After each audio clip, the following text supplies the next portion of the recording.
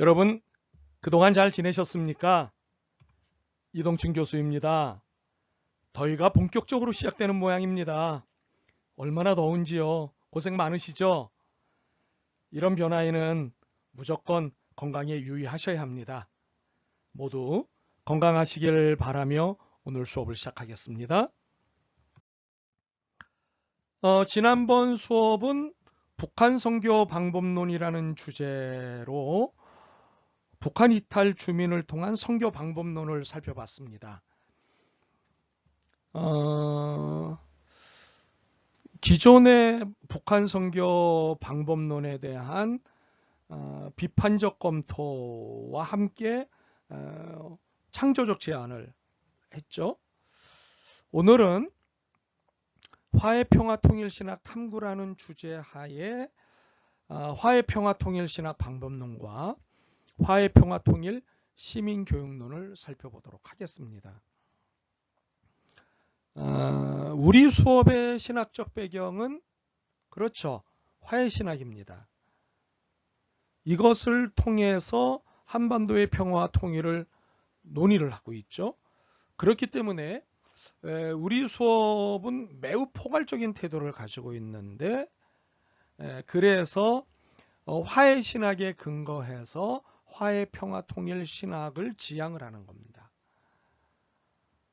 그렇기에 이에 따른 방법론을 찾고자 하는 것이죠. 이게 화해, 평화, 통일, 신학에 의해서 모든 방법론들을 찾는 수업이기 때문에 화해, 평화, 통일, 신학 방법론을 오늘 살펴보려는 것이고요. 그러나 이 방법론은 시민교육을 통해 실천된다고 봅니다. 그래서 화해평화통일 시민교육론을 제시하도록 하겠습니다. 그러면 먼저 화해평화통일 신학 방법론을 살펴보도록 하겠습니다. 우리 수업에서 계속 강조를 했고 설명을 드렸기 때문에 이제는 충분히 이해를 하시리라 생각이 되는데요. 화해는 통일의 시작입니다. 물론 화해 없이 통일로 갈 수는 있겠습니다. 그러나 그 통일은 폭력 혹은 앙금이 남아있는 상태의 통일일 수밖에 없습니다. 그것은 평화 통일일 수가 없죠.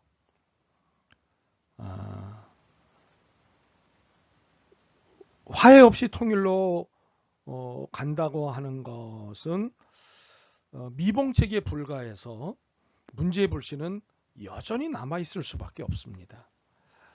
우리는 예수님께서 하나님과 세상을 등지고 살아가던 한 사마리아 여인을 찾아가 그녀를 하나님과 화목시키셨습니다. 뿐만 아니라 그가 등지고 살았던 이웃들과도 화해를 시키셨죠.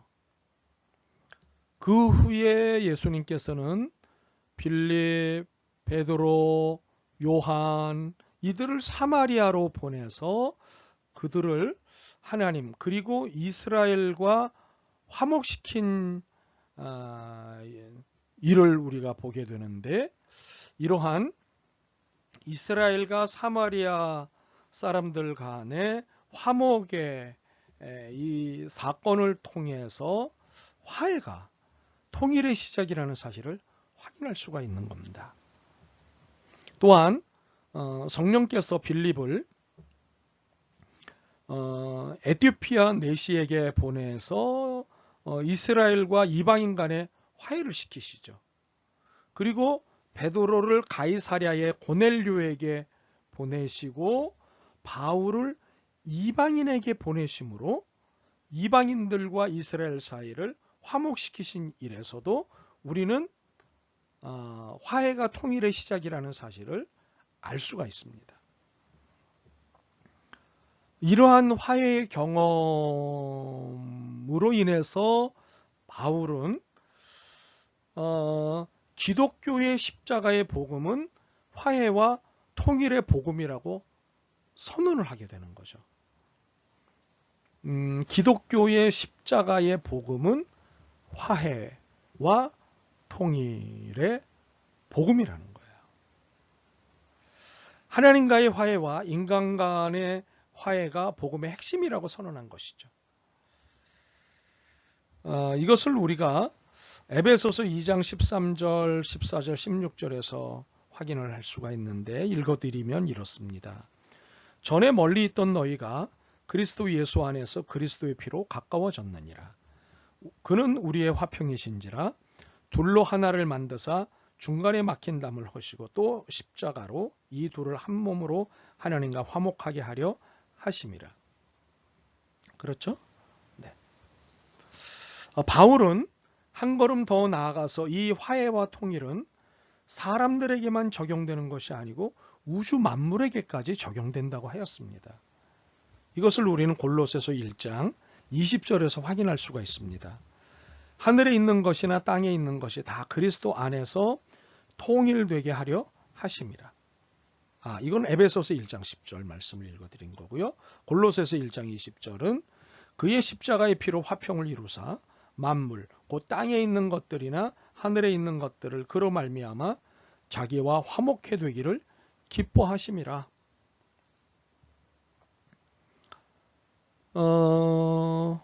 결국 하나님뿐만 아니라 사람과 자연과 화해를 하는 것이 하나님의 뜻입니다. 그리고 통일은 화해의 마지막 단계라는 것을 말한 것입니다. 네. 이 통일은 화해의 마지막 단계인 거예요. 출첵 시간이군요. 첫 번째 출석을 확인하겠습니다. 다음 질문의 답을 적어 제 폰으로 보내주십시오. 여러분의 이름과 함께. 통일은 화해 몇 번째 단계인가요? 조금 전 강의를 잘 들으셨으면 이 답을 얼른 아실 것입니다. 통일은 화해의 몇 번째 단계인가요? 답을 적어 여러분의 이름과 함께 제 폰으로 보내주십시오. 그러므로 분단은 과거사이기에 이를 해결하지 않고는 분단을 넘어 통일로 갈 수가 없습니다.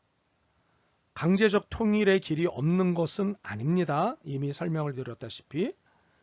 그렇지만 화해만이 한반도 분쟁과 갈등의 주 원인인 과거사를 해결할 수 있는 최선의 길입니다. 지금 이 분단의 상황, 분단 해방되자마자 분단이 시작이 된 것으로 75년, 한국전쟁으로 70년, 이 기간 동안에 우리에게는 수많은 과거사가 쌓여 있는 겁니다. 해결해야 할. 그러므로 해결해야 할 과거사를 놔두고 이것을 그냥 조용히 덮어버리자. 없었던 일로 하자. 라고 해서는 결코 바람직한 결론이 나오지 않습니다. 최선의 길은 화해를 하는 겁니다. 네, 물을 거 묻고 따질 거 따지고, 네, 그리고 해결해야 할 거 해결하고 하는 최선의 길로서의 화해를 해야 하는 겁니다. 네. 그런데 최선의 길로서의 화해는 신학적으로 4개의 개념을 갖습니다. 진실, 용서, 보상, 협상입니다. 이 진실이라고 하는 것은 뭐냐 하면 정의 회복으로서의 화해 개념입니다. 잠시 후에 설명을 드리겠습니다만은 화해는 정의하고 상관없이 화해가 진행되는 것이 아니라 화해는 진실을 찾아내는 작업을 거쳐 화해의 첫 단계가 진행이 되어질 수 있는 거죠. 용서는 사랑으로서의 화해 개념입니다.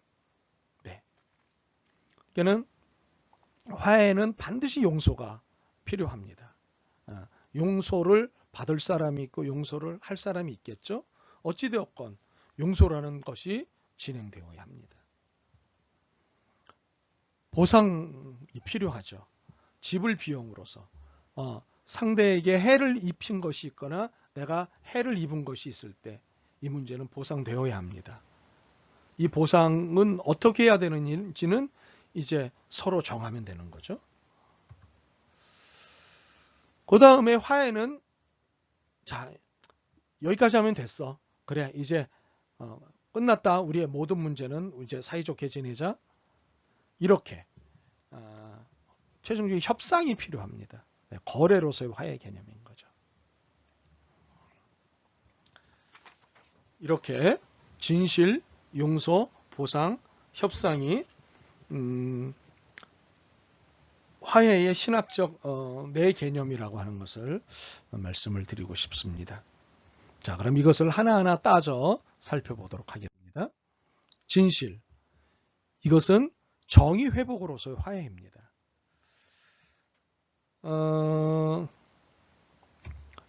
진실을 밝히는 것이 정의입니다. 그러므로 정의는 진실을 드러낼 때 인정을 받게 되죠.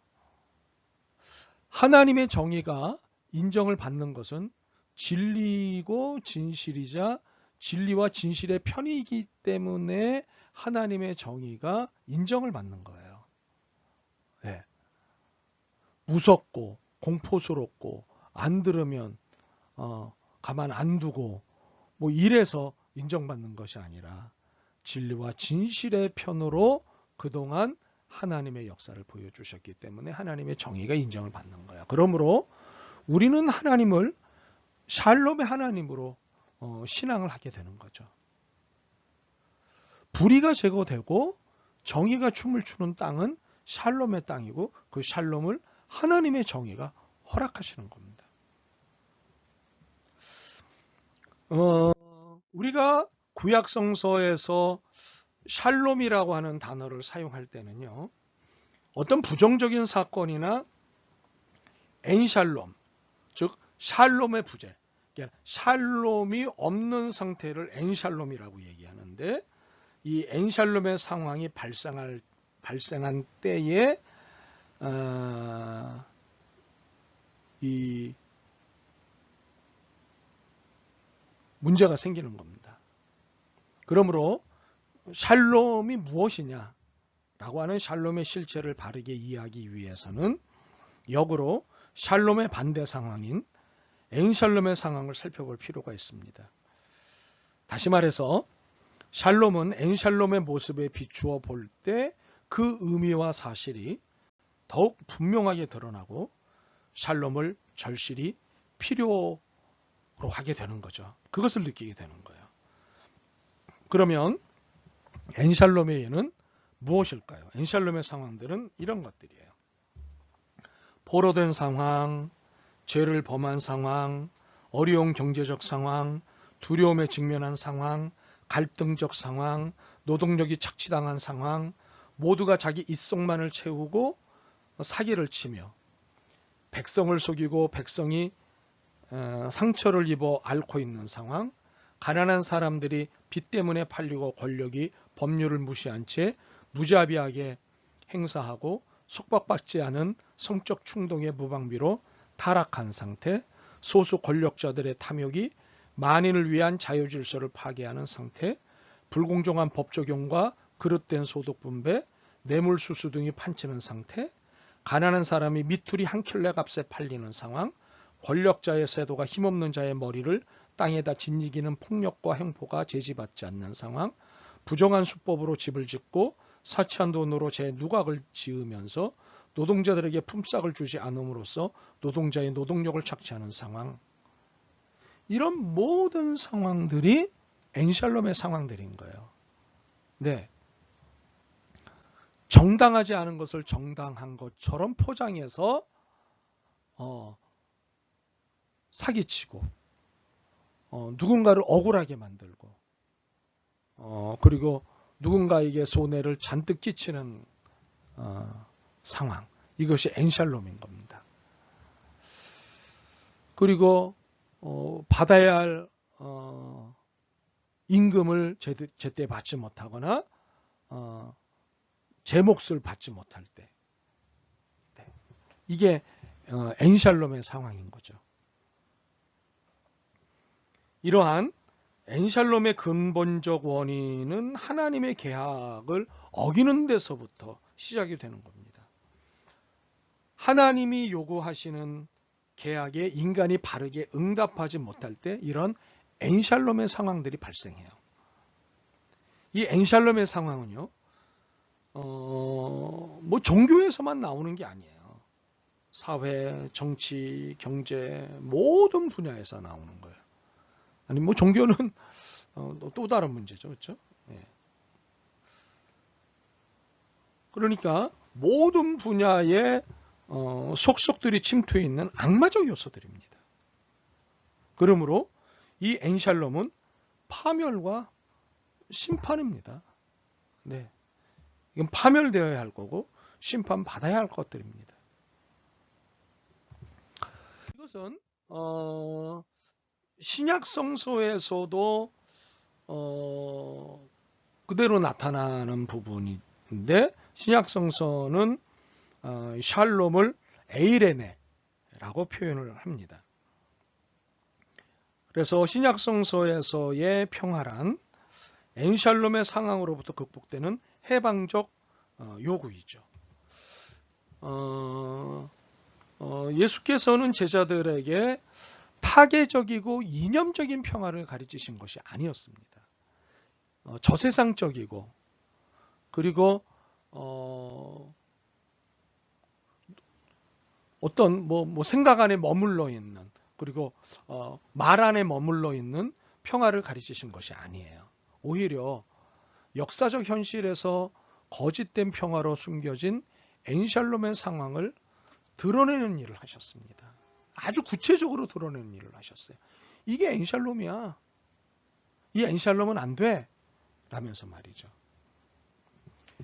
마태복음 10장 34절에 보시면 내가 세상에 평화를 주러 온 줄로 생각하지 마라. 평화가 아니라 칼을 주러 왔다. 라고 말씀을 하셨어요. 예수님의 이 선언은 거짓 예언자들의 샬롬에 대한 저항이셨습니다. 예수께서는 가난한 자, 포로된 자, 눈먼 자, 눌린 자, 고아들과 과부들, 병든 자, 그리고 소외된 자의 처지에서 그들의 처지에서 희생과 사랑을 실천하셨고 이를 그대로 살아내시죠. 바로 이것이 복음입니다. 바로 이것이 샬롬입니다. 예수께서 살아내셨던 그 모든 실천적 삶, 그것이 복음이고 그것이 샬롬인 겁니다. 네. 사도 바울의 경우 엔샬롬의 상태를 인간의 마음에서 찾습니다. 로마서 1장 29절에서부터 31절 말씀을 읽어보면요. 사도 바울은 엔샬롬의 상태를 인간의 마음에서 다음과 같이 찾는데요. 모든 불의, 추악, 탐욕, 악의가 가득한 자요. 시기, 살인, 분쟁, 시기, 악독이 가득한 자요. 수군수군하는 자요. 비방하는 자요. 하나님의 미워하시는 자요. 능욕하는 자요. 교만한 자요. 자랑하는 자요. 악을 도모하는 자요. 부모를 거역하는 자요. 우매한 자요. 배약하는 자요. 무정한 자요. 무자비한 자라. 네? 이러한 엔샬롬의 상태에 사는 인간은 결국 하나님과 인간과 인간 사이의 샬롬을 파괴하고 더불어 살아야 할 공동체성을 파멸로 이끌게 됩니다. 이렇게 신구약 성경에 나타난 이 샬롬, 신약 성경으로는 에이레네, 샬롬 에이레네는 한반도 통일을 방해하는 현실을 제거할 때 나타날 것이라고 하는 사실입니다.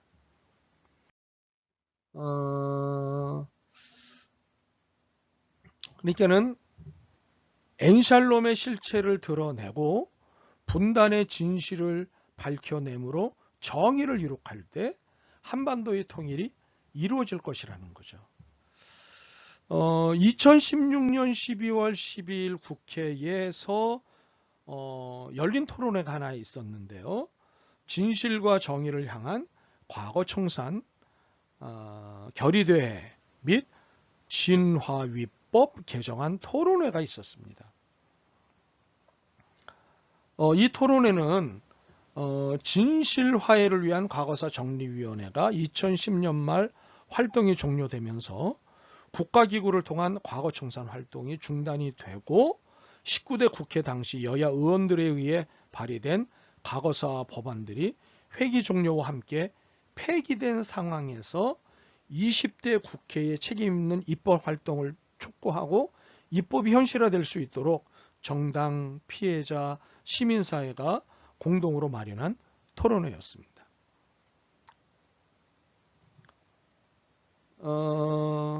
어떻게 보면은 뒷북치는 것 같은 그런 일이지만 정치라고 하는 것이 늘 풀기가 쉽지 않은 상황에서 이런 행위들은 이후 어떤 연속성을 찾는데 커다란 힘이 되는 거죠. 그러면서 뒷북치는 것이 아니라 앞북을 못 쳤어도 다시 앞북을 칠 수 있는 기회를 마련하자는 귀한 행동이라고 저는 그렇게 판단이 됩니다.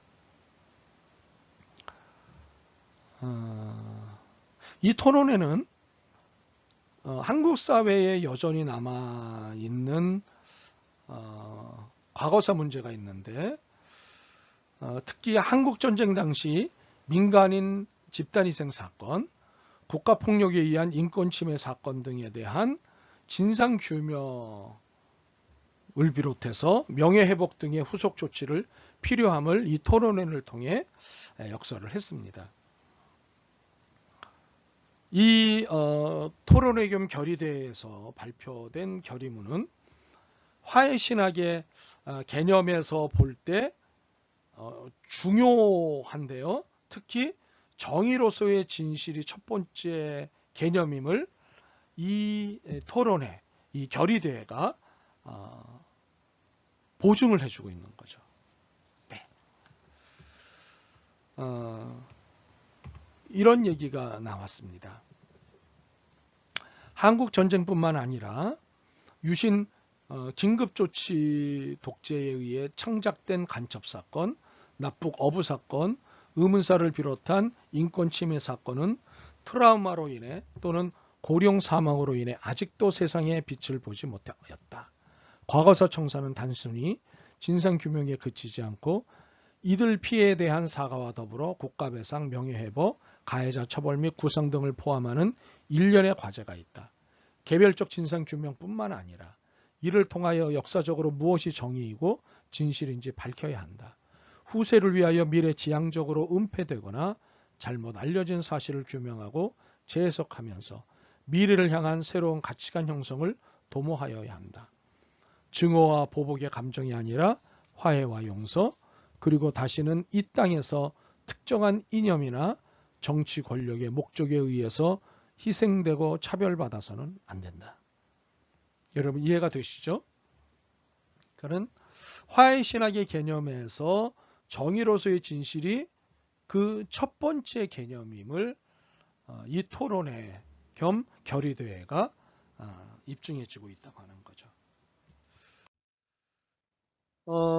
진실이 무엇이냐 이것을 규명하지 않고 화해는 결코 이루어질 수 없습니다. 명예회복과 보상은 진실의 여하에 따라 달라지는 것이기에 진실을 밝히는 것이 먼저여야 합니다. 우리는 이렇게 진실을 밝히는 것을 정의라고 하고 이 정의가 화해의 첫 번째 작업이어야 한다고 주장해야 합니다.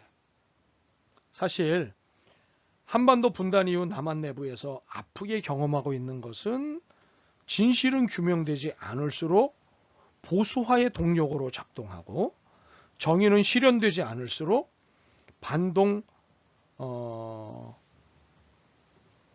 보수의 동력으로 작용한다는 현실입니다.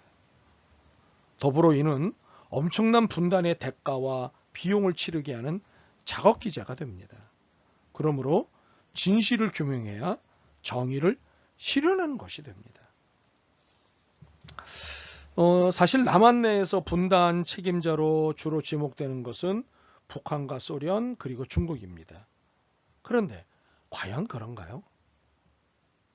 살펴보자면 미국도 남한도 일본도 분단의 책임으로부터 자유롭지 못합니다.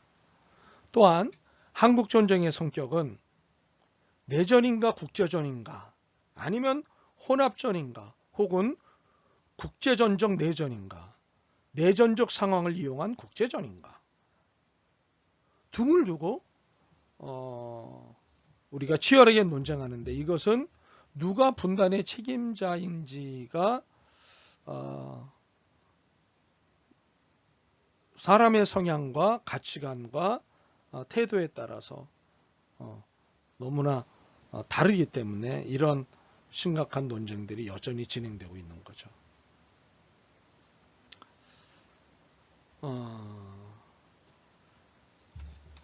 그러니까 분단의 책임의 소재가 어디 있느냐, 네, 라고 하는 문제.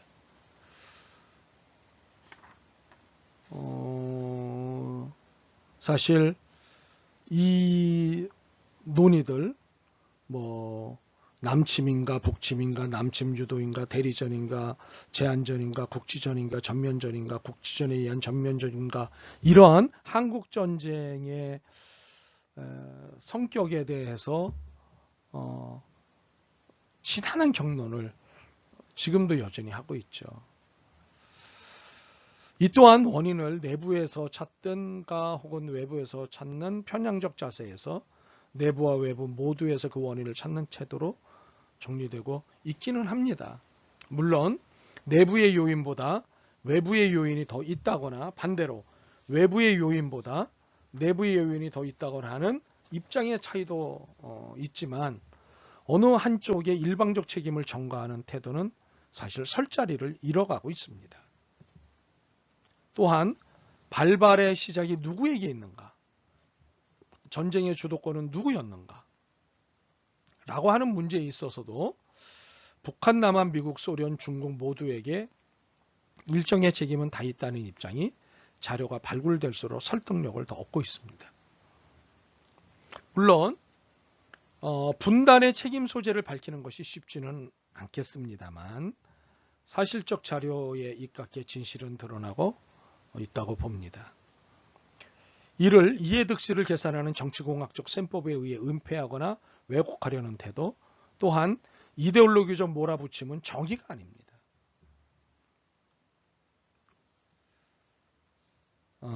그렇기 때문에 정확한 역사적 기록과 그 기록을 정치적이 아닌 윤리적으로 해석하는 것이 필요합니다.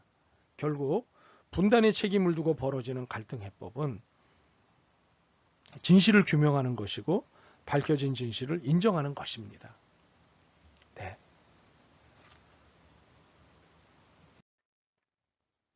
네, 용서, 사랑으로서의 화해를 설명을 드리겠습니다. 과거사의 진실을 밝힘으로 통일로 향하는 문이 열리는 것은 사실입니다만 드러난 진실에 대해 어떤 태도를 취할 것이냐 하는 문제 또한 진실을 밝히는 일 못지않게 중요합니다. 분단의 원인과 한국전쟁의 책임에서 누군가는 원인입니다. 그리고 누군가는 책임입니다. 책임이 있습니다. 이러한 사실을 밝히는 것. 이거 굉장히 중요한데 그래서 밝혀졌을 때 누군가는 용서를 구해야 하고 누군가는 용서를 받아야 합니다. 그리고 누군가는 용서를 받아야 하고 누군가를 용서해야 합니다. 네. 밝히는 것으로 진실을 밝히는 것으로 끝나는 것이 아니라 밝혀진 진실에 따라 누군가는 용서를 받아야 하고 누군가는 용서를 해야 합니다. 그런데 이 용서를 받고 용서하는 것이 쉽지 않아요. 우리 이런 경험들 많이 하지 않습니까? 용서를 받아야 되는데 상대가 용서를 안 해주면 용서를 받지 못하는 거고 용서를 하고 싶은데 용서하고 싶은 마음이 안 생기는 거예요. 네, 이게 참 쉽지 않죠.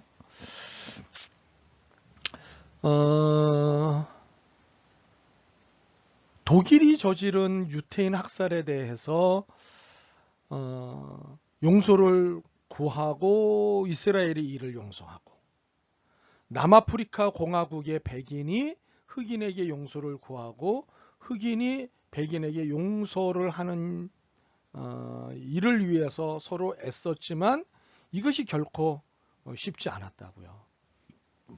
그렇듯이 용서의 당사자나 참회의 당사자나 입장 정리가 쉽지 않습니다.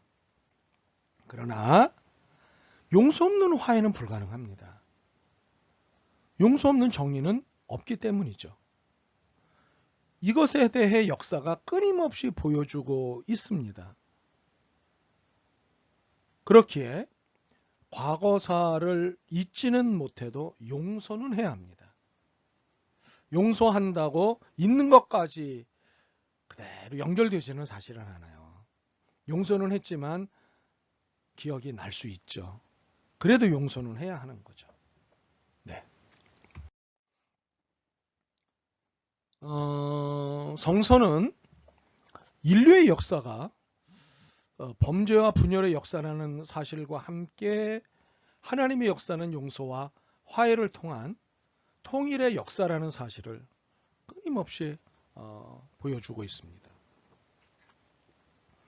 무엇보다도 예수 그리스도가 이 세상에 오신 목적은 하나님과 반역하여 살아온 인간을 하나님과 화해시키기 위해서 오셨죠. 그리고 하나님과 화해한 인간은 이웃과 화해함으로 진정한 화해를 완성하는 것입니다. 구약에서 야곱과 요셉의 이야기는 이것의 대표적인 예입니다. 야곱은 형 에서에게 죄를 범하자 형의 낯을 피하여 어머니하고 짜고 하란으로 도망을 칩니다. 그렇게 도망치는 과정에 있었지만 하나님은 베델에서 야곱을 만나셨고 그에게 복을 주셨죠. 후에는 형 에서를 만나게 하시고 화해를 이루게 하셨습니다. 요셉은 야곱의 아들들의 시기를 받아, 그러니까는 형들의 시기를 받아 애굽으로 가는 상인들에게 팔렸죠. 이로 인해 부자간 형제간의 헤어짐이 벌어졌습니다만 하나님께서 요셉에게 복을 주셨고 나중에는 요셉이 형들을 만나 그들의 잘못을 용서하고 화해하게 하셨죠. 이후에 이스라엘의 역사를 보면 범죄로 남북이 분열되고 결국에는 남북이 당시 강대국의 포로로 잡혀가는 비극을 겪게 됩니다. 그러나 하나님께서는 그들을 고국으로 돌아오게 하셨고 남과 북이 다시 하나 되게 하셨습니다. 우리는 여기서 보게 되는 것이 무엇이냐면 사랑 때문에 일어나는 화해로서의 용서를 우리가 볼 수 있습니다.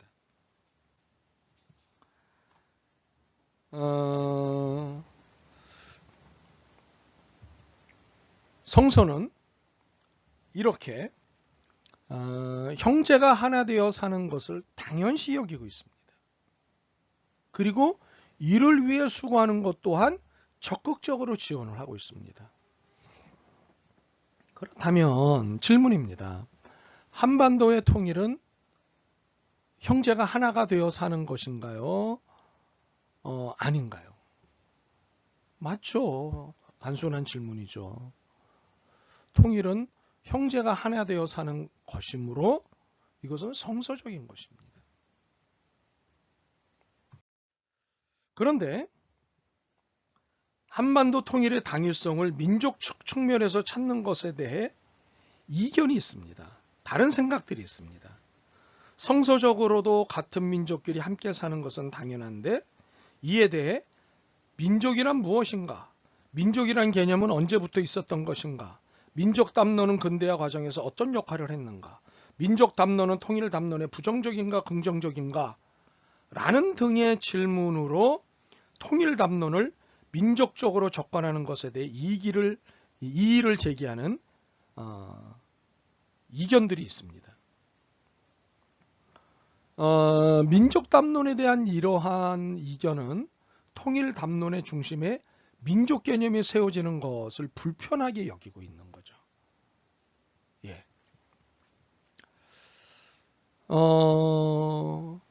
그러니까 1차, 2차 세계대전을 겪으면서 전 세계가 민족주의에 의해서 단합하여 벌이는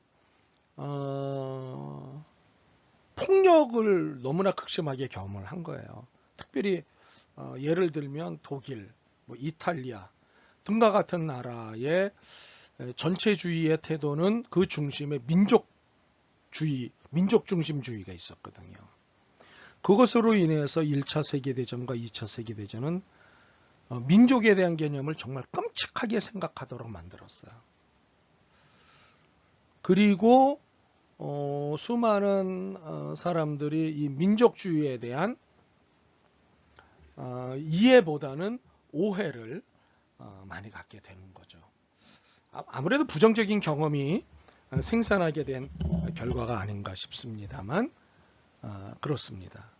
그렇다면 이렇게 민족 개념에 대한 이견으로 인해서 한반도 통일을 민족적으로 접근하는 것이 불편하다면 디아코니아 개념, 즉 섬김의 개념은 어떤가 싶습니다. 이 디아코니아는 하나님이신 예수께서 인간을 향하여 오신 성육신의 사건, 즉 구속사건을 이해할 때 비로소 이해될 수 있는 개념입니다. 하나님의 성육신 사건은 인간을 사랑하신 하나님의 디아코니아라고 말할 수 있습니다. 하나님의 디아코니아, 하나님의 섬김, 이것이 성육신 사건이라는 거죠. 이러한 하나님의 디아코니아는 예수의 십자가와 부활의 사건이 그 증거가 됩니다. 이것이 복음이고 동시에 이 복음을 받은 자들의 과제가 되는 것입니다. 예수는 자신을 섬기는 자로 늘 소개를 하시죠. 제자들이 누가 높으냐를 두고 서로 싸울 때 누가 높으냐를 가지고 왜 다투느냐.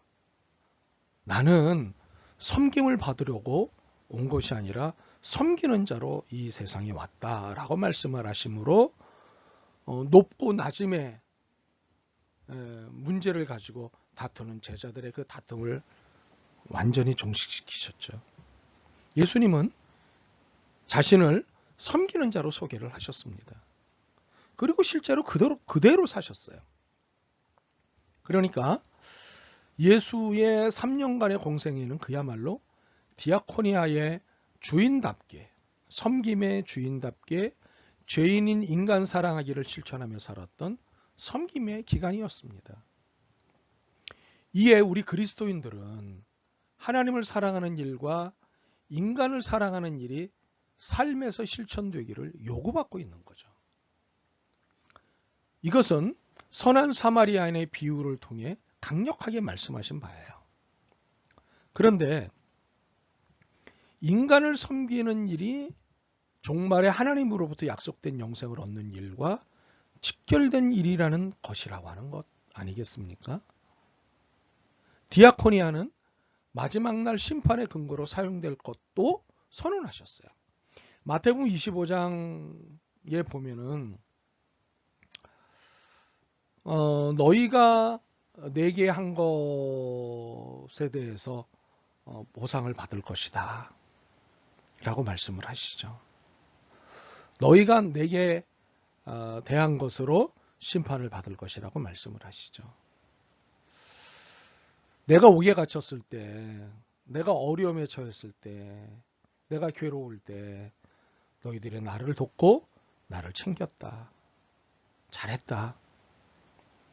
이렇게 얘기를 하시자 그 얘기를 들은 사람들이 제가 언제요?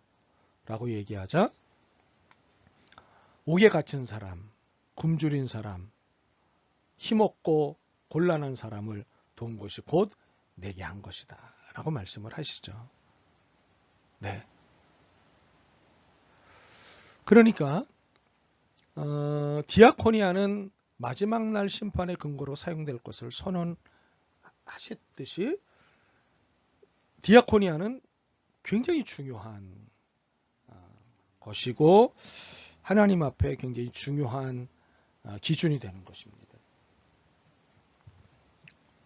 그러므로 이 이웃사랑이 곧 하나님을 사랑하는 것이자 원수 사랑으로까지 나가야 하는 것입니다. 디아코니아는 마음에 드는 사람만 섬기는 것이 아니라 마음에 안 드는 사람까지도 섬겨야 하는 것입니다. 이처럼 디아코니아 하나만으로도 용서해야 할 성경적 근거는 충분하죠. 그러나 성서 전체는 무엇보다도 용서의 명령으로 가득 차 있습니다. 하나님의 사랑이 구체적으로 나타나는 현장이 용서이기 때문입니다. 물론 진실을 밝히는 정의를 건너뛰거나 그 정의에게 조건 없이 양보하라는 용서는 안 됩니다. 이 수업이 용서를 먼저 말하지 않은 이유는 진실이라는 정의가 회복되는 것이 우선이기 때문이었습니다. 그러나 진실이 밝혀진 이후 용서가 뒤따르지 않는다면 정의는 완성되지 않은 것입니다. 정의가 완성되려면 용서가 뒤따라야 돼요. 굉장히 중요한 얘기입니다. 성서는 용서가 정의의 완성이라고 말하고 있습니다. 남북한 모두 피해자이자 사실은 가해자입니다. 한쪽만 피해자이고 한쪽만 가해자이지 않습니다. 남한은 늘 북한에게 피해를 본 피해자라고 이해를 하고 있어요. 아니에요. 남한도 가해자입니다. 그러므로 용서받을 일과 용서할 일이 남북 서로에게 있습니다. 진실 앞에 솔직한 인정과 과감한 용서가 필요할 뿐입니다. 이제 세 번째 화해 개념을 설명을 드리죠. 보상, 비용 지불로서의 화해 개념을 설명을 드리겠습니다. 독일의 통일 과정에서 우리가 보다시피 통일은 비용을 지불해야 하는 화해 과정입니다. 통일 전에 동독이 경제적으로 곤란한 상태였습니다. 그랬기에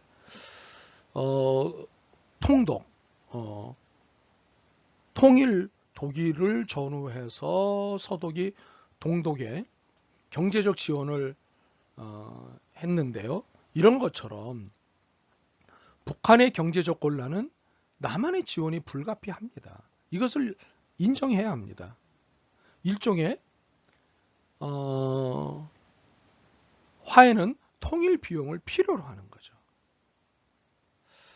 우리가 자주 이 통일 비용을 손해를 보는 일로 이해를 하곤 하는데 이것은 글자 그대로 오해입니다. 사실 통일 비용만 있는 게 아니라 분담 비용도 있거든요. 분담 비용이라고 하는 것은 분단이 지속되는 한 계속 들어가는 비용입니다. 예컨대 무기 구입 비용, 무기 유지 비용, 군대 유지 비용, 네, 등등등등 분단과 관련된 비용이 분단이 지속되는 한 계속됩니다. 그러나 통일 비용은 통일이 되고 난 이후 바로 이전부터 이후 어느 정도까지 들어가기는 합니다만 한시적입니다. 분단이 지속되는 한 무제한적으로 분단 비용이 들어간다면 통일 비용은 시한적입니다. 한시적입니다. 그러므로 초기의 통일 비용이 분담 비용에 비해 굉장히 많이 들어갈 수도 있습니다만, 그러나 이것은 한시적이라고 하는 것 염두에 두고, 이것은 일종의 투자 비용입니다. 이에 반해서 분담 비용은 투자가 아닙니다. 그것은 글자 그대로 소비재입니다. 쓰면 그대로 끝입니다. 그러나 통일비용은 투자의 성격이 아주 강합니다.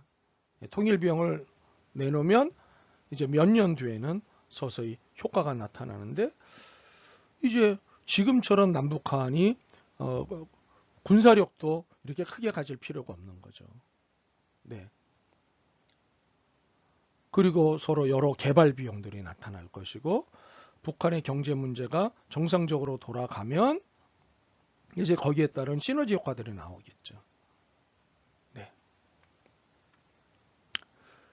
이렇게 통일 비용과 분담 비용을 각각 이해를 하시면 결코 통일 비용이 손해가 아니다 라고 하는 것을 깨닫게 됐죠.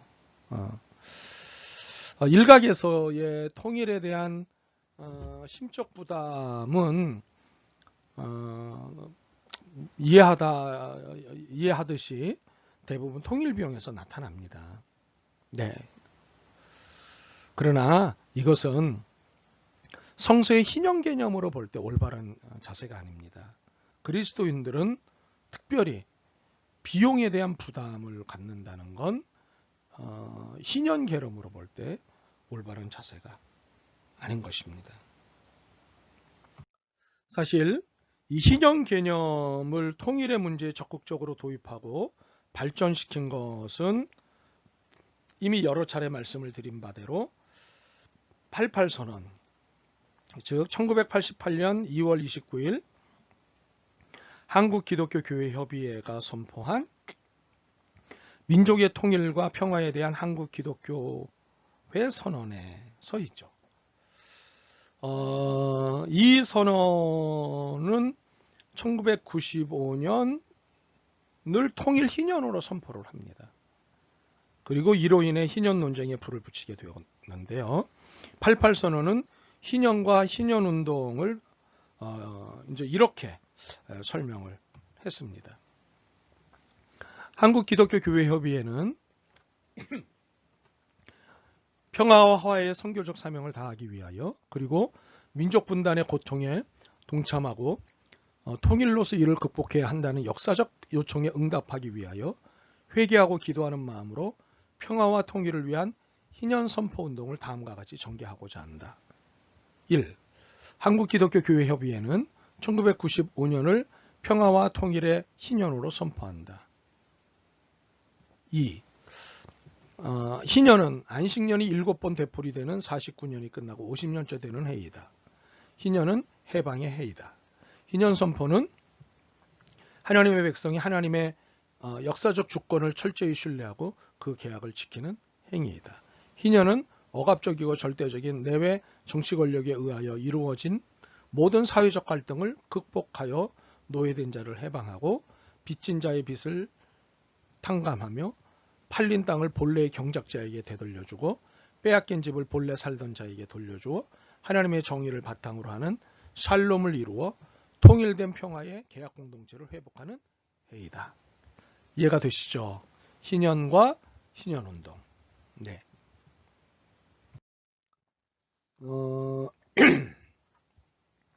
사실 여러 학자들이 희년과 희년운동에 대해서 정리를 했는데, 지금은 은퇴하신 장신대 강삼문 교수께서 희년법의 정신을 남북의 분단 상황에 적용해서 이렇게 이제 설명을 하셨습니다. 희년법의 정신은 하나님의 정의가 실천되는 정의의 공동체 구현을 추구하는 데 있다. 하나님의 의도는 사회 경제의 불균형과 갈등이 사라지고 가난한 자와 소외된 자들이 없어지도록 하여 모두가 하나님의 자녀로 사람답게 사는 신앙 공동체를 이룩하는 데 있다. 우리나라는 아직도 남북으로 분단되어 있어 국내외에서 억압과 부자유 속에 사는 많은 사람과 사회 경제 불균형으로 갈등 속에 있는 사람과 가난과 소외로 삶의 터전을 잃어버려 한맺은 삶을 사는 많은 사람들에게 자연과 역사의 주가 되시는 하나님의 간섭으로 새로운 삶의 세계가 주어져 인간답게 살게 될 것이라는 종말론적 소망을 주어야 한다. 예. 그러니까는 종말론적 소망과도 연결해서 신년법을 또는 신년의 개념을 이해를 우리한테 시켜주고 있습니다.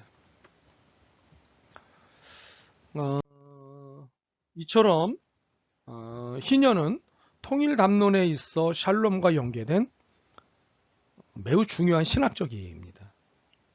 그리고 희년 운동은 하나님 나라 이해와 연결고리를 갖고 있죠. 물론 북한의 경제력을 고려해 볼 때 현실적으로 반대의 장벽이 있을 수밖에 없습니다. 남한이 지불해야 할 또한 남한이 감당해야 될 통일 비용은 천문학적일 수 있기 때문입니다. 현실적으로 경제적인 고려를 무시할 수는 없죠. 그러나 경제적인 현실이 통일에 대한 성서적 당위의 발목을 잡을 수는 없습니다. 현실로 성서적 당위를 발목 잡으면 그는 안 되는 거죠. 예. 마치 예수의 죽음에 대해서 예수 자신이 제자들에게 이야기를 하지 않았습니까? 나는 이제 죽어야 한다라고 얘기할 때 베드로가 나서서 죽으시면 안 된다고, 죽으실 수 없다고, 죽으시도록 놔주지 않겠다고 이렇게 호언장담하지 않습니까? 그때 예수께서 베드로에게 하신 말씀이 무섭긴 하지만 의미가 깊습니다. 사탄이라고 얘기하지 않습니까? 사탄아, 내 뒤로 물러가라. 예. 그러니까 현실을 가지고 성서적 당위의 발목을 붙잡는 것은 바로 조금 전에 예수께서 베드로를 대하신 태도와 견주어서 이해하시면 좋을 것 같습니다. 오히려 이렇게 돼야 됩니다. 성서의 희년 개념이 통일을 주저하거나 회피하려는 발목을 잡아버려야 됩니다. 화해는 비용 지불을 필요로 합니다. 네. 그러면 이제 마지막 네 번째 개념, 협상, 거래로서의 화해를 설명을 드리죠.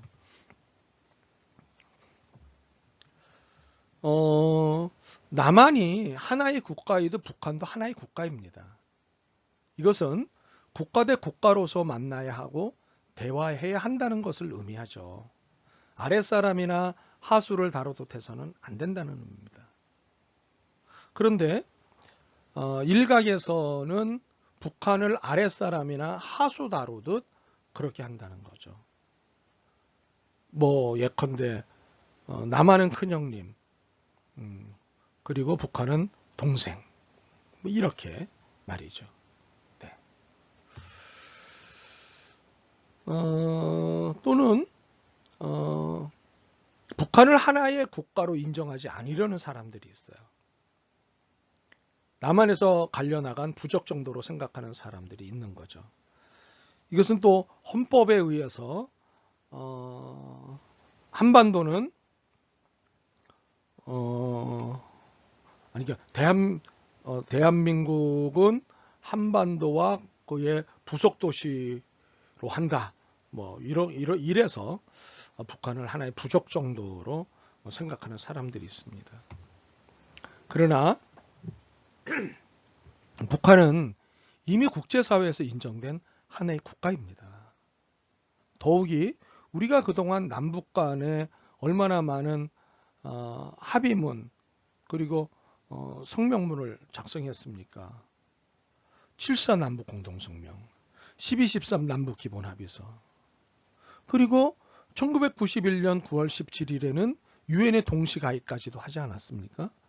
그리고 6월 15일 남북공동선언, 14 남북정상선언, 4.27 판문점선언, 9.19 평양공동선언. 여기서 제목에서도 가끔 힌트가 나오다시피 남북정상선언. 무엇을 의미합니까? 바로 남한은 북한을, 북한은 남한을 하나의 국가로 인정했다는 거죠. 예. 이미 국가로 인정한 상태에서 헌법이 어떤 효력을 발휘할 수 있을까요? 뭐 법대로 하자 그러면 효과를 발휘하겠지만 말이죠. 그래서 헌법이 개정되어야 할 여러 필요성 중에 하나가 이런 부분들입니다. 네. 남북기본합의서 제1조에 규정한 것이 있는데요. 거기에는 상대방의 체제를 인정하고 존중함으로써 대화, 협상, 합의, 평화를 이루어야 한다고 되어 있지 않습니까? 1조에서 규정한 대로 해야 돼요. 이렇게 해서 이질화되고 독존화되는 남북관계의 원심력을 극복하고 밖으로 빠져나가려는 원심력을 극복하고 민족 공동체로서의 구심력, 이렇게 모여드는 힘이 집중되어지는 구심력을 강화해야 하는 거죠. 네.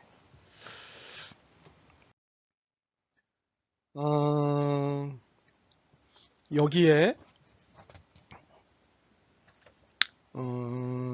백이찬 교수의 이야기는 의미가 있다고 봅니다.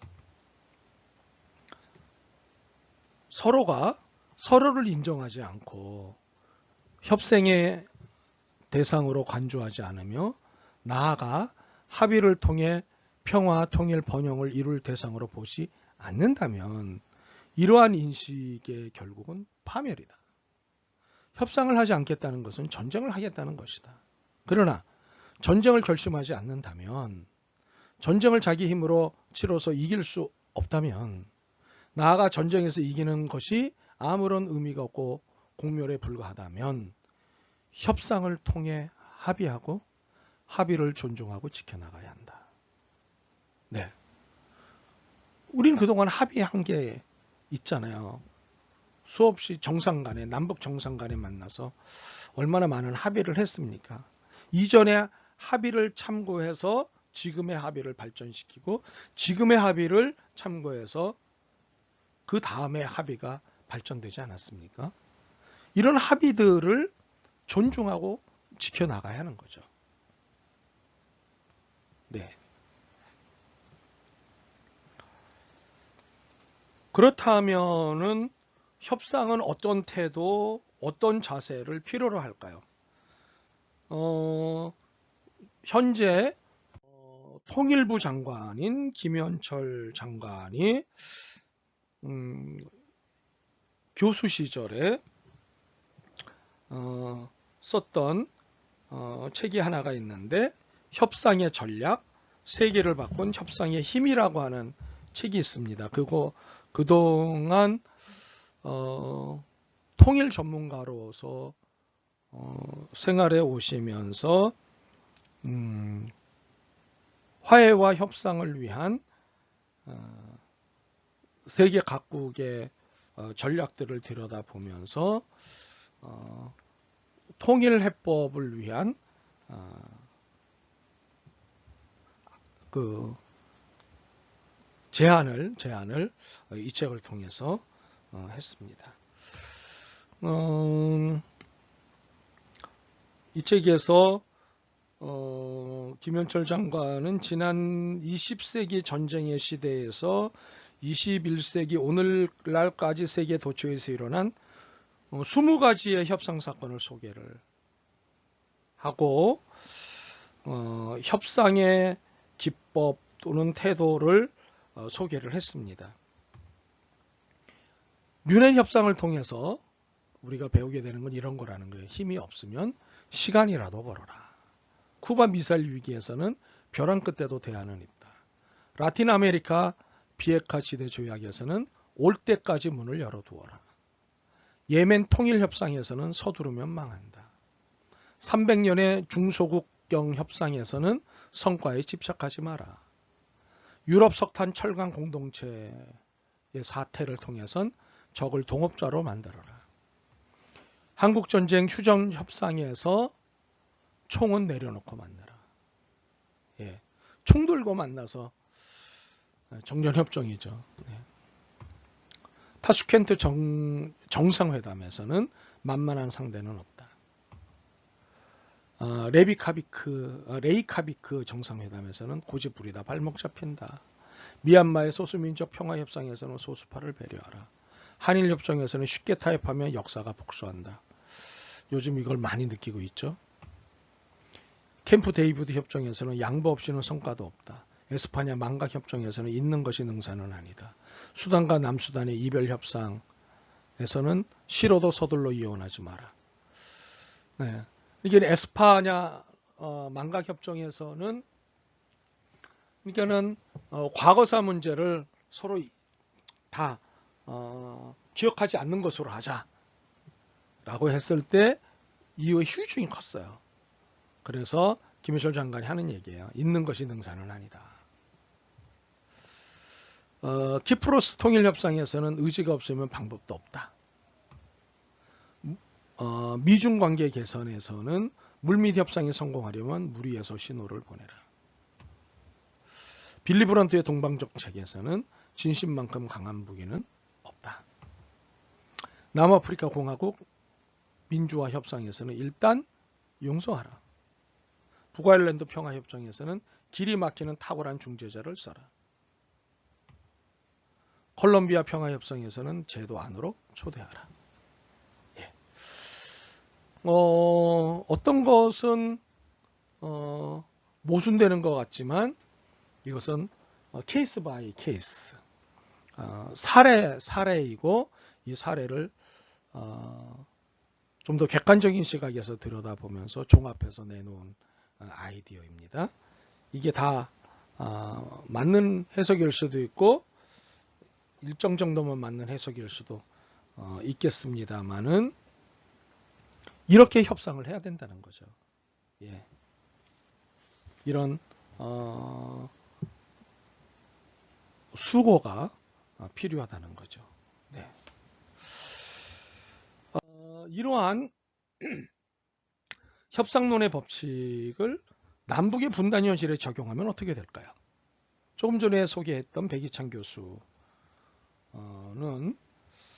우선 북한은 전쟁의 대상이 아니라 협상의 대상임을 분명히 인식해야 된다고 얘기를 했죠. 그러면서 남북 간에 협의한 대로 서로의 체제를 인정하고 적이나 친구가 아닌 공동의 문제 해결제로 인식한 상태에서 상대방의 편에서 협상 또는 거래를 해야 한다고 주장을 합니다. 1948년 출범한 이승만 정부로부터 박정희 정부에 이르기까지 남한의 공식적인 대북 통일 정책은 북진 통일 또는 멸공 통일이었다. 네. 이러한 대북 전쟁의 자연스러운 귀결로 남북 간의 협상은 적을 이롭게 하는 것으로 불온시되었다. 그렇죠? 그러나 1972년 남북 간의 협상에 의해 7.4 공동성명이 발표됨으로써 분단 이후 처음으로 자주, 평화, 민족 대단결 7.4 공동성명서의 3대 키워드가 자주, 평화, 민족 대단결이라는 거 기억하시죠? 라는 통일의 3대 원칙이 합의되었다. 이로부터 평화와 평화에 의한 통일이 규범되기 시작하고 결국 대한민국 헌법에 이것이 명문화되었다. 1987년에 개정된 대한민국 헌법은 전문에서 평화적 통일의 사명을 언급하고 4조에서 평화적 통일 정책을 수립하고 이를 추진한다고 규정했다. 이에 따라 북한은 기본적으로 전쟁에서 제거해야 할 대상이 아니라 협상에서 변화시켜야 할 대상, 평화적으로 통일을 이루어야 할 대상으로 규정된 것이다. 그렇다면 협상의 대상이자 평화통일의 대상인 남과 북은 서로에게 어떻게 대해야 할까? 이에 대해서는 1991년 12월 남북 간에 합의된 남북 사이의 화해와 불가침 및 교류협력에 관한 합의서, 즉 남북 기본 합의서에 명확히 규정되어 있어요. 예. 그리고 합의서 제1조는 남과 북은 서로 상대방의 체제를 인정하고 존중한다고 규정했습니다. 그리고 제9조는 무력 금지를, 제10조는 의견 대립과 분쟁 문제들을 대화 협상을 통하여 평화적으로 해결하기로 규정했다. 여기서 서로가 상대방의 체제를 인정하고 존중한다는 것은 상대방의 체제를 이념적으로 좋아하거나 그것을 따르겠다는 뜻이 아니다. 이는 어디까지나 상대방의 국가 체제를 민족적 문제 해결을 위한 협상의 파트너로 인정하고 평화통일의 파트너로서 존중한다는 뜻이다. 평화통일을 규정한 헌법 제4조는 남북관계에서 남북기본합의서 1조와 9조, 10조로 구체화되었다. 이제 남은 것은 남북의 협상방법론 또는 협상을 통한 평화방법론이다. 우선 상대방을 악마나 친구로 보지 않고 8천만 민족의 평화와 행복과 번영을 위한 공동의 문제 해결자로서 인식해야 한다. 그리고 상대방에 대해 전투적 태세를 취하지 않고 상대방의 편에 서주며 공감과 교감을 통해 상대방에게 영향력을 끼칠 수 있는 태도 변화의 계단을 올라가야 한다. 네.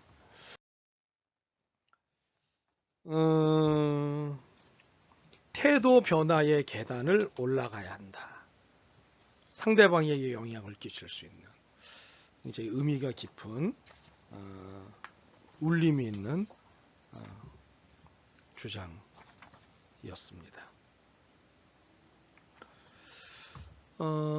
한반도가 남과 북으로 분단되었듯이 이스라엘도 남북으로 분단이 되어서 북왕국 이스라엘과 남왕국 유다로 분열이 됐죠. 이스라엘의 남북 분열은 당연히 국력의 약화를 가져왔습니다. 이후 계속되는 상호비방, 무력 분쟁으로 인한 국력 쇠퇴로 말미암아 북왕국 이스라엘이 먼저 망하고 이어서 남왕국 유다도 망해버리죠. 네.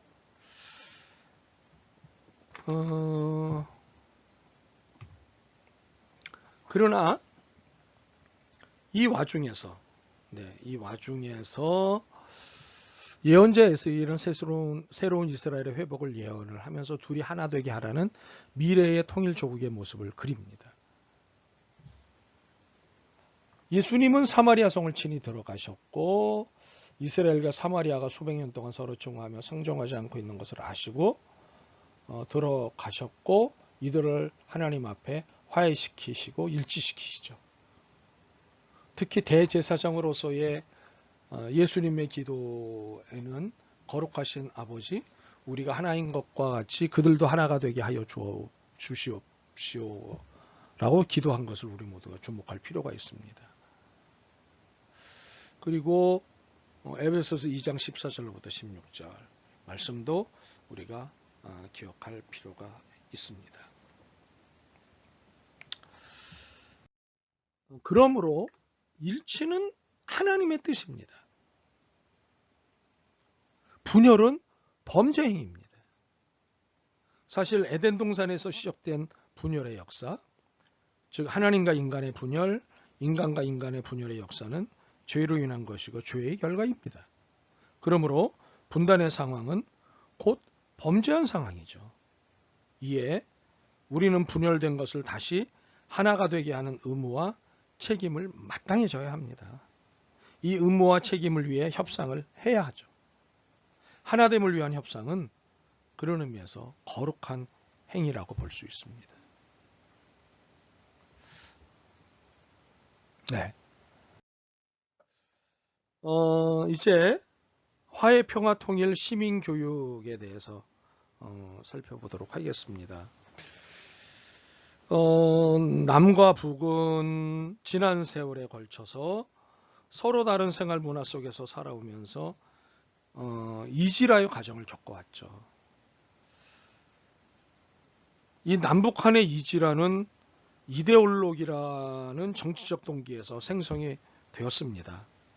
그렇지만 분단 이후 체제 유지를 위해 비롯된 전통사회의 해체와 새로운 사회로의 재편성 과정에서 빚어진 각기 다른 가치관은 자아관, 삶의 목표, 직업관, 결혼관, 전통적 윤리관, 세계관으로까지 확대가 되었습니다. 더욱이 북한도 다르지 않지만 남한은 북한을 악마와 적으로 교육시켰고 한반도 평화뿐만 아니라 세계 평화를 위협하는 존재로 교육시킴으로 남북 간의 이지라를 더욱 극대화시켰습니다. 이것에는 평화보다는 전쟁의 승패에 의한 전쟁의 원인과 참혹성에 초점을 맞춘 교육이 그 극대화를 부추겼다고 볼 수 있습니다. 정일영 교수가 이런 얘기를 했습니다. 한국전쟁에 관한 남북의 교육은 공히 전쟁의 원인과 참혹성에 초점이 맞춰져 왔다. 일반적으로 역사교육에서 평화의 문제보다 전쟁을 더 비중 있게 다뤄온 것이 사실이다. 또한 역사교육에서 전쟁은 평화라는 교육의 기본적 가치보다는 승패를 기준으로 서술되어 왔다. 네. 우리가 어떻게 교육을 받느냐에 따라서 태도와 삶이 달라지는 것을 우리가 경험을 하는데요. 북한을 악마적으로 교육을 받고 한반도 평화뿐만 아니라 세계 평화를 위협하는 존재로 교육을 받고 평화보다는 전쟁의 승패에 의한 전쟁의 원인과 참혹성에 초점을 맞춘 교육을 받은 덕에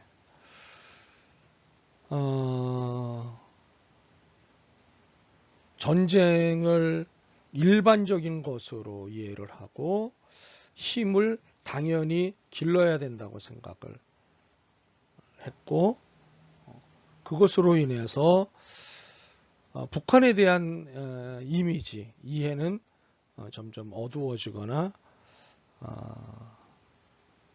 이상해지는 거죠. 네.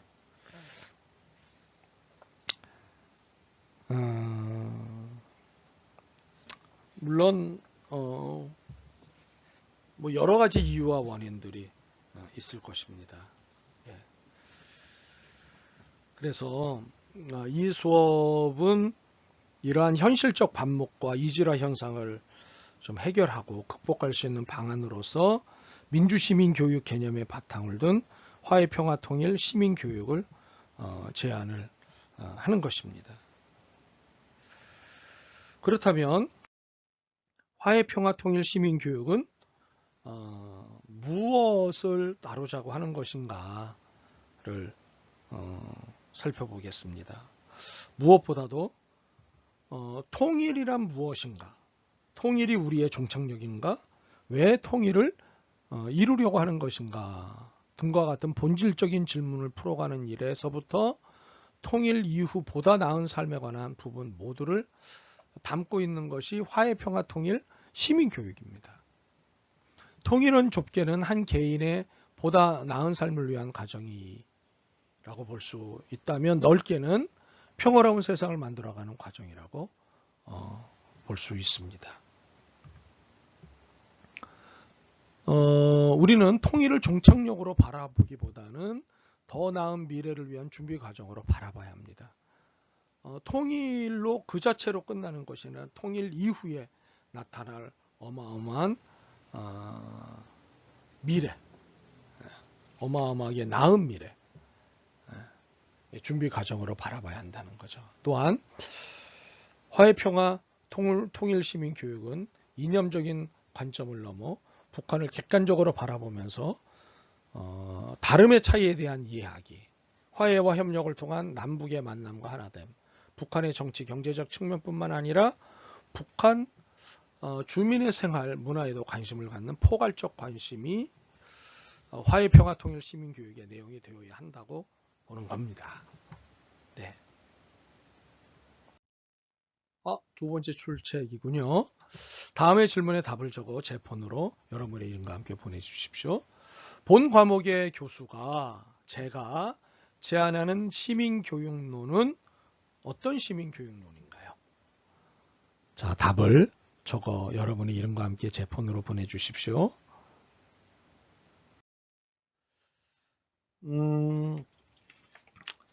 결국 우리 수업에서 제안하고 있는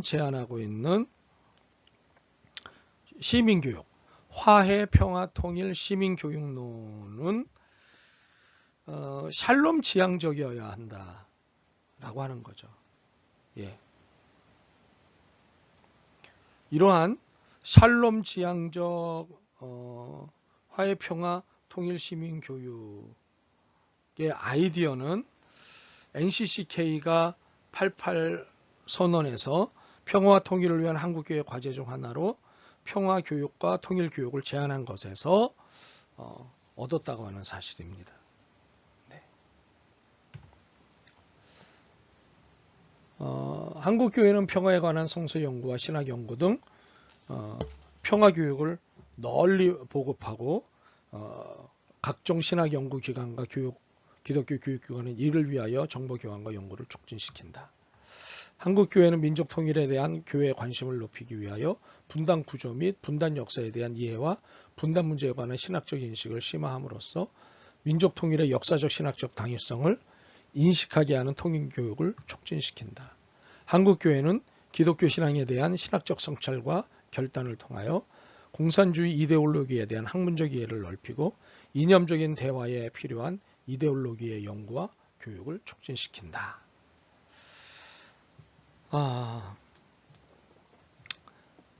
그렇죠. 이제 우리가 이런 편견을 해소하고 상호 존중하고 다름을 수용하고 그리고 남북의 문화가 공존하고 차별의식에 해소가 있어야 하고 타협과 양보의 수용 등과 같은 이런 모든 가치들이 생활화되어야 하고 내면화되어야 되는 교육적 접근 작업이 필요한 거죠. 네. 그래서 지금까지 제안한 바의 내용을 시급한 거의 순서대로 정리를 하면 바로 세 가지로 정리할 수가 있는데 정서적 측면의 민족의식이나 동질성이 기초한 통일 관련 논의 수준을 극복하고 진취적 자세로 통일의 실천 노력을 해야 한다는 거. 둘째, 시민들이 획일적 가치관을 극복하고 다양성을 인정하는 민주적 가치를 인식하고 실천할 뿐만 아니라 한국의 근현대사적 관점에서 분단 및 재통합의 문제를 합리적으로 이해하고 판단할 수 있게 지도해야 한다는 거죠. 셋째, 민주적 가치에 기초하여 상호 이해하고 공동의 삶과 번영을 실현하자면 이제까지 지속된 서로의 다름으로 인해 발생하는 부작용을 극복해야 하는데 그 과정에서 긴 안목으로 인대하고 연대의식을 형성하는 노력이 요구된다라고 하는 것입니다. 만만치 않네요. 그렇죠?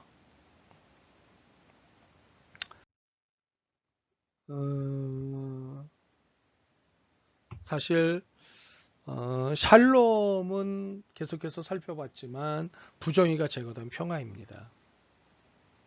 그러니까 단순히 잠잠하게 됐거나 혹은 강제된 자유의 무덤으로 이룬 평화가 아니라는 말이죠. 네. 이것은 세게 얘기를 하면 법 밖의 정의로서의 평화입니다. 법 밖의 정의. 예. 법을 넘어선 정의. 네. 레포트를 내드려야 되겠군요. 네. 이 수업에서 교수가 주장하는 네 가지의 화해 개념을 정리하시고요. 오늘 이 네 가지 개념 설명을 드렸죠. 이에 대한 여러분의 생각을 말해 주시는 것. 아니, A4 용지 1페이지 분량의 내용으로 정리와 생각을 말씀해 주시는 겁니다. 6월 12일까지 밑에 이메일 주소로 보내주시기를 바랍니다. 혹시 해서 말씀을 드리건데 A4 용지 10포인트 글자 크기로 칸뜨기는 160%입니다.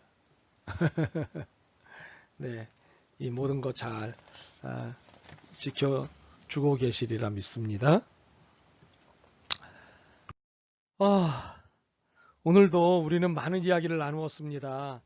정말 수고가 많으셨습니다. 고맙습니다. 여러분 다시 뵐 때까지 건강하게 잘 지내십시오. 안녕.